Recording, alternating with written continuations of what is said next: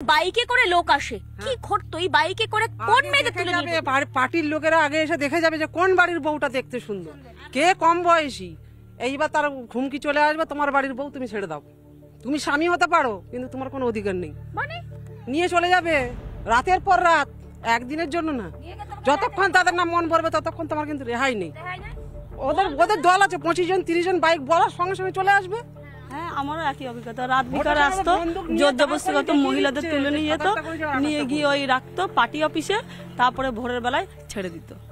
কেন, কি অফিসে মিটিং হতো? পার্টি অফিসে, যেখানে মহিলাদের রাত্রেবেলা রেখে দিতে হতো। এটা তো ওরাই বলতে পারবে ওই মিটিং হয়। আপনি একটা মহিলা নিশ্চয় বুঝতে পারছেন কি মিটিং করে উত্তম সর্দার, শিবু হাজরা। মহিলাদের উপরেই তো টার্গেট করে, উনি তো সবসময় টার্গেট করেই আসবে, বলবে এখানে চলো ওখানে চলো। কেন আমরা আজকে বাচ্চা ছেড়ে স্বামী ছেড়ে ওনার কথাই আমাদের চলতে হবে? মানে এই ভোট যখন আসবে তখন মানে আমাদের নিরাপদে আমরা থাকতে পারি না।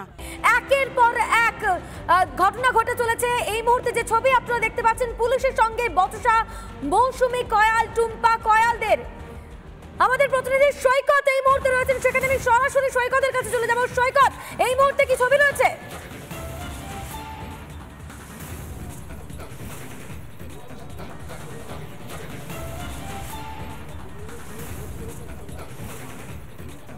দেখো, বেশ কিছুক্ষণ ধরে টুম্পা কয়াল এবং মৌসুমী কয়াল তারা পুলিশের সঙ্গে কথা বলেন। পুলিশ তাদেরকে ঢুকতে দিতে রাজি নয় সন্দেশখালীতে। এই মুহূর্তে ধামাখালির কিছুটা আগে রামপুর এলাকায় বসে পড়েছেন মৌসুমী কয়াল এবং টুম্পা কয়াল। তারা অবস্থান বিক্ষোভে বসছেন। সরাসরি মৌসুমী কয়ালের সঙ্গে কথা বলে নেব। দিদি, একটু কথা বলবো আপনার সঙ্গে। আপনারা এসেছেন, পুলিশের সঙ্গে দীর্ঘক্ষণ কথা বললেন, ঢুকতে দিল না, কি করবেন এখন? দেখুন, 144 ধারায় 4 জন বা 5 জন ঢুকতে পারবেন না, কিন্তু 2 জন ঢুকতে পারবে। এটা কোনো আইনে নেই যে 2 জন ঢুকতে পারবে না। ওনারা কোনো লিখিতও দিতে পারছে না যে 2 জন আপনারা ঢুকতে পারবেন না, কারণ উপর থেকে ওনাদের অলরেডি আদেশ দেওয়া হয়েছে যে আমাদের আটকানোর জন্য। তার জন্য এখানে এত পুলিশ, মাত্র 2 জনের জন্য এত পুলিশ মোতায়েন করে দিয়েছে, যে মাত্র 2 জনের জন্য। আমরা দুজন তো একটা লাঠিও ভাঙতে পারবো না, আমাদের সেই ক্ষমতাও নেই। অথচ দেখুন, এতটা পুলিশ দাঁড় করিয়ে দিয়েছে, কোনো লিখিতও কোনো কিছু নেই যে আমাদেরকে আটকাতে হবে। তো আমরা এখানে যেতেই পারি 2 জন, 144 ধারায় সেখানে আমরা 2 জন যেতেই পারি। এখানে আইনে নেই যে আমরা 2 জন যেতে পারবো না। আপনি পুলিশের সঙ্গে, ম্যাডামের সঙ্গে যখন কথা বলছিলেন তখন আপনি ফোনে একজন সন্দেশখালী ভিকটিমের সঙ্গে কথা বলছিলেন। তিনি কে, তিনি কি চাইছেন আপনাদের থেকে, কি সাহায্য? ওনার নাম পাপিয়া দাস। ওনার হাজবেন্ডকে বৃহস্পতিবারে রাতে অ্যারেস্ট করা হয়েছে এবং উনি চাইছেন যে ওনার হাজবেন্ড বা আরো যাদের আন্দোলনকারীদের হাজবেন্ডদের অ্যারেস্ট করা হয়েছে তাদেরকে যাতে জামিন করানোর ব্যবস্থা করানো হয়।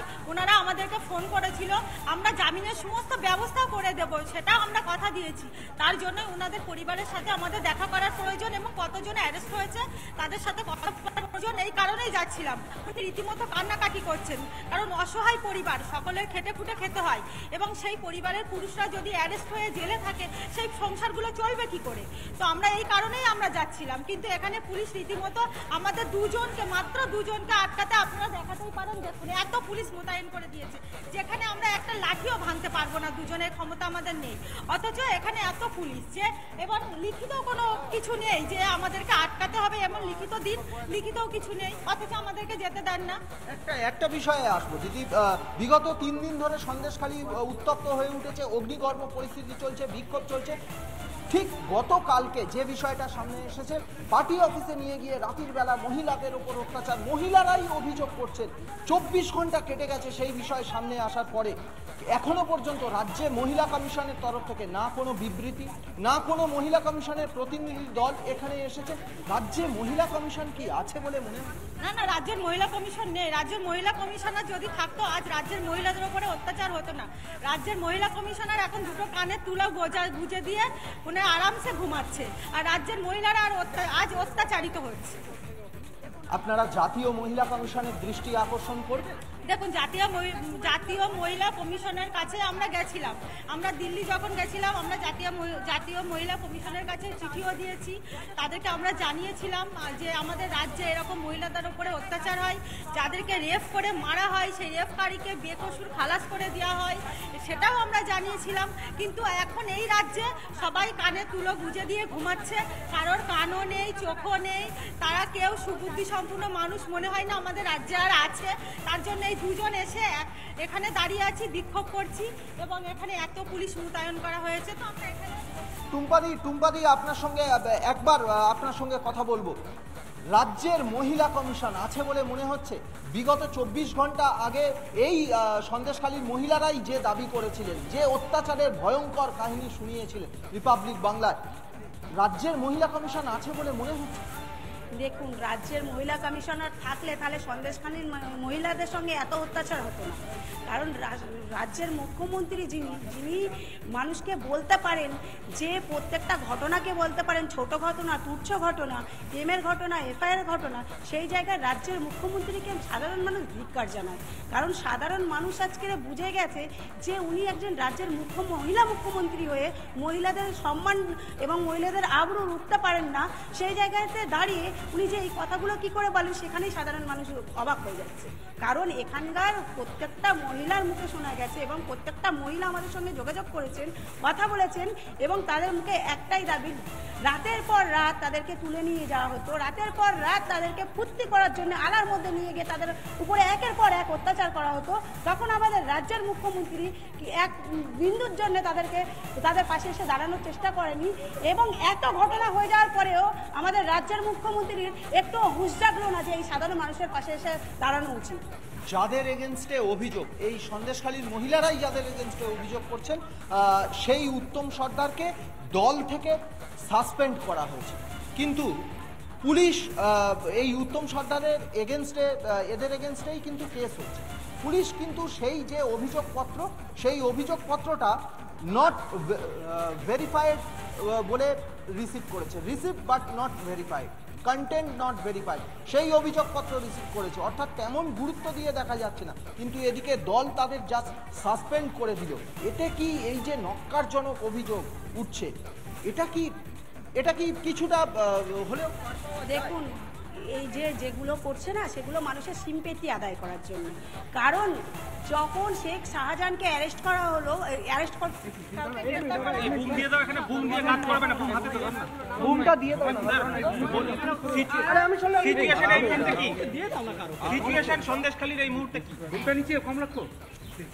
আমরা এখন পর্যন্ত টোটাল 14 জন লোককে অ্যারেস্ট করেছি। পুরো এলাকায় পিকেট দেওয়া আছে এবং পেট্রোলিং চলছে। আমরা আশা করি খুব শীঘ্রই সিচুয়েশনটা কন্ট্রোলে আসবে। আর যতগুলো কমপ্লেন আছে, আমরা যেখানে আমরা পাচ্ছি, এখানে কোনো কমপ্লেন আছে, যে ধরনের কমপ্লেন হোক, ওখানে আমরা পুলিশকে পাঠাচ্ছি, আর ওরা ইনকোয়ারি করছে। আর যদি কোনো কমপ্লেন থাকছে, ওটা আমরা ওর উপরে যা লিগাল ব্যবস্থা আছে ওটা নিচ্ছি। আর এছাড়া আমরা এটাও বলতে চাই, যার যদি কোনো অভিযোগ থাকে, কোনো ব্যাপারে অভিযোগ থাকে, সেটা আমাদেরকে জানাতে পারেন। যাদের বিরুদ্ধে মূল অভিযোগ, তাদের নিয়ে পুলিশ কি করলো এখনো পর্যন্ত? আমরা পুরো ইনভেস্টিগেশন করছি। আমরা বললাম 14 জন লোক এখন পর্যন্ত অ্যারেস্ট হয়েছে, বাদ বাকি ইনভেস্টিগেশন করা হচ্ছে। 14 জন অ্যারেস্ট করা হয়েছে, আর বাদ বাকি আমরা ইনভেস্টিগেশন করছি। আর যেটা আমরা পাবো ইনভেস্টিগেশন মধ্যে, উইদাউট এনি হেজিটেশন আমরা পুরো অ্যাকশন নেব।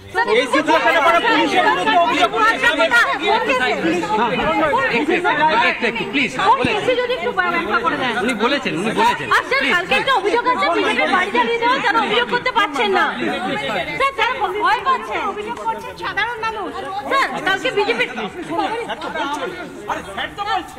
বিজেপির কালকে বাড়ি ভাঙচুর হয়েছে বা জ্বালিয়ে দেওয়া হয়েছে, বলছে কোনো অভিযোগ করতে পারছে না ভয়ে। উত্তম সর্দারের কোনো উত্তম সর্দারের কোনো ট্রেস আউট পাওয়া গেছে?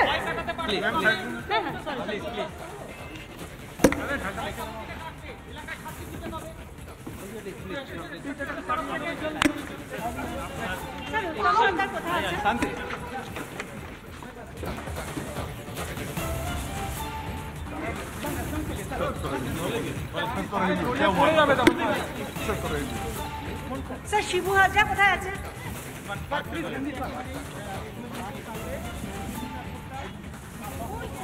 আমরা সিদ্ধিনাথ গুপ্তাকে দেখতে পাচ্ছি, তিনি বেরোলেন। তিনি বলেছিলেন যে যখন তিনি সন্দেশখালী থানা থেকে বেরোবেন তখন তিনি কথা বলবেন, এ কথা বলেছিলেন। এবং তিনি বললেন যে যাদেরকে এখনো পর্যন্ত গ্রেফতার করা হয়েছে তাদের নিয়ে এখন তদন্ত চলছে, যা যা আইনি প্রক্রিয়া তা চলছে, এবং বাকিদের যাদের বিরুদ্ধে অভিযোগ রয়েছে তাদের চেষ্টা করা হবে। এই মুহূর্তে ক্যামেরা অ্যালাউ করা হচ্ছে না। এই মুহূর্তে সৈকতের কাছে যাবো, ধামাখালীতে রয়েছেন সৈকত। তোমার সামনে এই মুহূর্তে কি ছবি?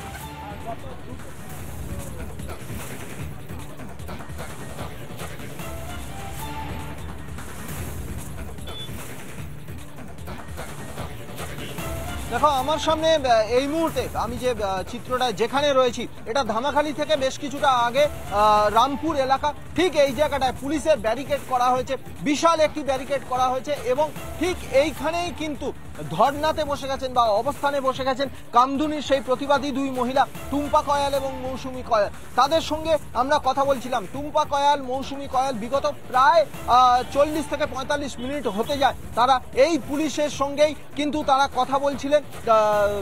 যিনি পুলিশ আধিকারিক আছেন সেই পুলিশ আধিকারিক তাদের সঙ্গে কথা বলছিলেন, সন্দেশখালীতে যাওয়ার চেষ্টা করছিলেন, কিন্তু পুলিশের বক্তব্য এই দুজন মহিলা সন্দেশখালীতে গেলে নাকি সন্দেশখালীর পরিস্থিতি উত্তপ্ত হয়ে উঠতে পারে। যেখানে সন্দেশখালীতে এখনো পর্যন্ত ডিজি পদমর্যাদা, আইজি পদমর্যাদার অফিসার দুজন রয়েছেন, বিপুল পরিমাণে পুলিশ ফোর্স রয়েছে, সেখানে এই দুই মহিলা গেলে কিভাবে পরিস্থিতি উত্তপ্ত হয়ে উঠতে পারে সেটার কোনো জবাব কিন্তু নেই। এই মুহূর্তে মৌসুমী কয়াল এবং টুম্পা কয়াল তারা রাস্তায় বসে পড়েছেন, অবস্থানে বসে পড়েছেন।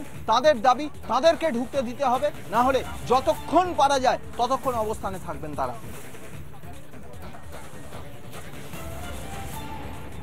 সৈকত, আমি একবার পরিষ্কারভাবে জানতে চাইবো, টুম্পা কয়াল, মৌসুমী কয়ালদের সঙ্গে মোট কজন রয়েছেন যে কারণে 144 ধারার কথা বলে পুলিশ তাদেরকে আটকে দিচ্ছে? ঠিক কি কোন গ্রাউন্ডে তাদেরকে আটকে দেওয়া হচ্ছে?